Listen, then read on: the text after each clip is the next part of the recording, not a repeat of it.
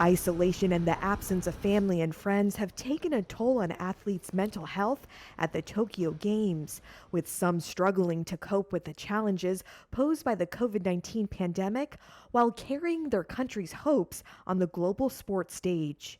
After her stunning exit from the women's gymnastics team event on Tuesday, Simone Biles said she felt she had been carrying the weight of the world on her shoulders.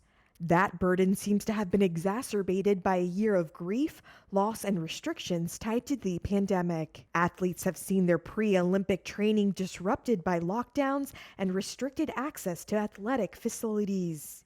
Their families and friends also can't cheer for them in the stands in Tokyo, and their movements are heavily restricted.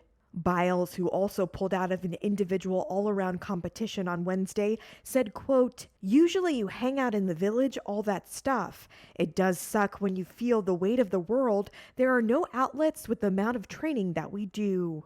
Gymnast Angelina Melnikova of the Russian Olympic Committee, who beat the United States to win gold in the women's team event, said it has been a, quote, "difficult road since 2019. Other athletes have also contracted COVID-19, either before or even during the Games, threatening to derail their years of grueling work toward the Olympics. I think she's handled it beautifully. But amid the stress and fierce competition, athletes like U.S. gold medalist surfer Carissa Moore are cheering Biles on for putting her mental health first. That's hard to do in a world where people expect so much of you and have this idea of what success looks like. For her to take her power back and just be like, hey, this is what's best for me. This is what success looks like for me.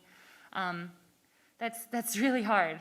USA Gymnastics said Biles is being evaluated to see if she can take part in the individual apparatus finals next week.